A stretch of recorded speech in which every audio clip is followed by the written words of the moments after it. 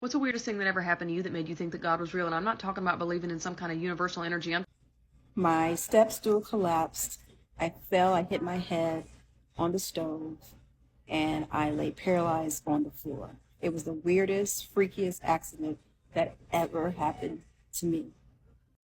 Have I ever told you this story? Well, here, I'm going to tell you right now. So, fast forward, well, backtrack to 6 months prior to my accident. My late husband, Hector, he got diagnosed with 5 years to live.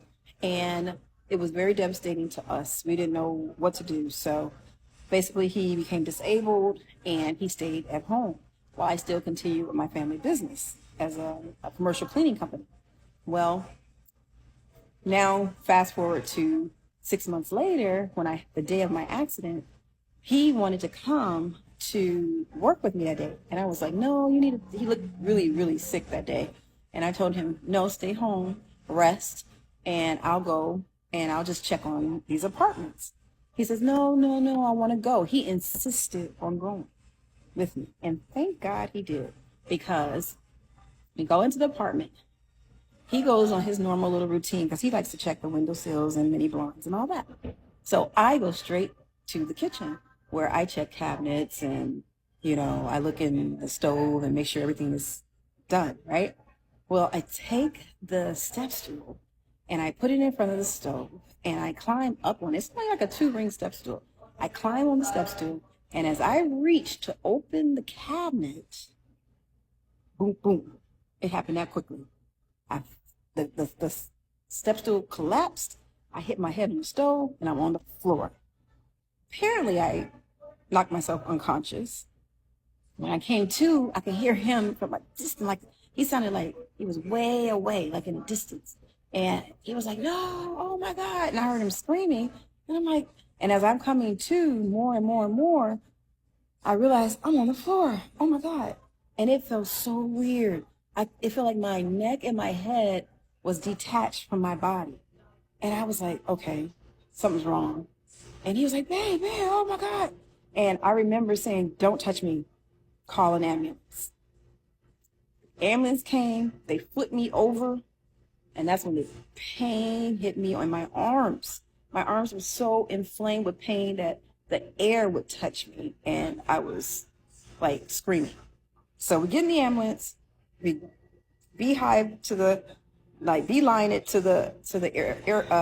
hospital, and we're stopping at every light. So at this point, Hector thinks that I'm dead because they're like taking their time getting to the hospital. And so by the time we get to the hospital, and I'm telling these guys, like, look, why are y'all going so slow? And I'm crying. And they're like, we're going to get there, ma'am. We're going to get there. But apparently they didn't realize how serious this injury that I just had was. So we get in the hospital. Hector's like losing his mind. He's calling everybody. Constance had an accident. So friends are running up to the hospital. My brother, everybody, my family. And the doctor is talking to me and asking me questions. And I'm telling him my arms are inflamed, but I can't feel my body. So the doctor runs and gives me a CT scan. So CT scan comes out. Miss Serrano, you're fine. I'm fine. What? Yeah, the CT scan didn't show anything.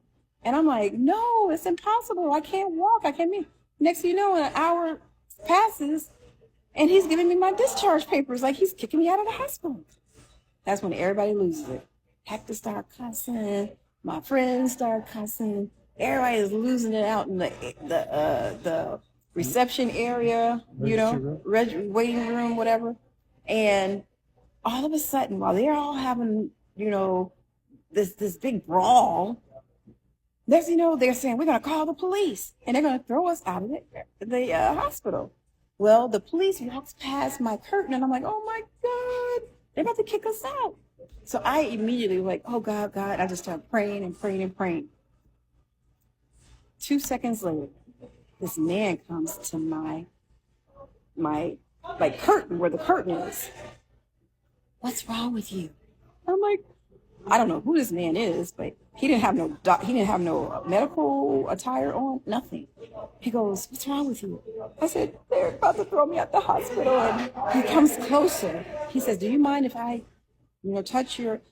You can. He said. He starts touching me, like on my feet, on my leg. "Do you feel this?" I said, "No, I don't feel anything." But when he touched my arm, I screamed. I was like, "Oh my God." He said, "I'll be right back." He made a phone call. He called Dr. Todd Lassner. Dr. Lassner had just now at this point, it's 2 in the morning. And Dr. Lassner, he basically just got through with surgery and just got home and laid his head on the pillow. Well, when Dr. Lassner came up to that hospital, the whole floor just went, they got quiet. The doctor who basically was trying to kick us out, his eyes was like this.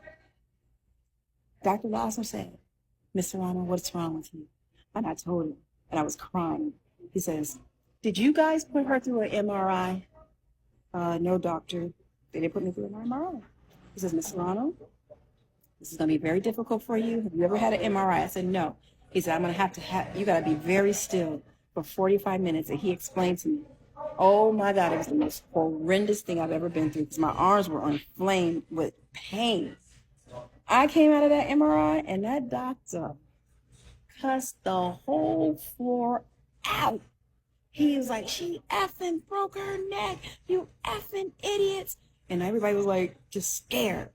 And the man that came to see me, I didn't tell you this part. When he was standing in the door, I saw a silhouette around him, like a light.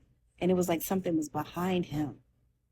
I know those were my guardian angels because they directed him to my room. He was laying on the couch at 12 midnight and he jumped up and said, "Oh, I forgot to give my colleague a book." He said he usually doesn't come through the emergency room, but that night he came through the emergency room. Okay. He came and saw the commotion and was like, "What is going on in here?" And that's when he asked me. And that's when he made a phone call to that doctor who saved my life. The doctor looked over me when he finished cussing everybody out. He said, "Now, Miss Serrano, what I'm about to tell you is not going to be easy. I can't promise you your life. I cannot promise you. You're so inflamed in your C2 through your C7 is compressed into your spinal cord. I need to do surgery to decompress it off your spinal cord, and then I need to put cadaver bones or your bones or something in between the C3, 4, and 5 because it became bone on bone on bone." That's where I was getting all the pain from.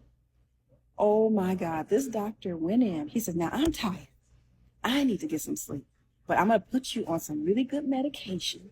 I'm going to put you in ICU, and in the morning, I'm going to work on you, Miss Serrano. I'm going to do my best to save your life." Oh my God, the next morning, I had that surgery. 10 hours later, when I opened my eyes, I said, "Is this heaven?" Because it was so bright in the room. No, I survived, and that doctor saved my life.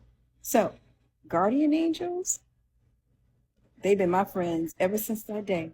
And I have been relying on them and God, because those are God's messengers, ever since that day. And the reason I'm telling you this is because God is real. His angels are real.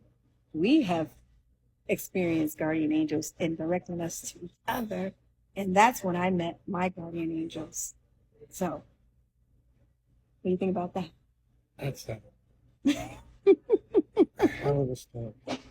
And I am here today because of them and Dr. Todd Lassner, one of the best spinal doctors in the whole world. He saved my life. So he basically didn't even have a reason to be there. But the book that he forgot to give to a colleague was the catalyst for him to get up out of bed, go run and give it to cut through. But he decided to take a shortcut. Took a shortcut through the ER. Yep. And he heard the commotion, and that's when he asked you. Yep. So, guardian angels. I'm gonna write a book about That's this. incredible. Bye, guys. I love that story. I believe we all have guardian angels, and they come when you need them. And I'm glad she survived that. And I'm glad someone listened to her, because usually it's the opposite. People don't get listened to in hospitals nowadays. I'm so glad that some people are willing to listen and to actually do their job like amazingly. The people who didn't even give her MRI, shame. People are in pain. They need your help. Please help them. They're in a hospital. We don't all want to be in a hospital. When we are in a hospital, it's because we need something. Just help. Oh my goodness. What do you think about this story? I think it was pretty awesome. Also, thank you for sending this to me.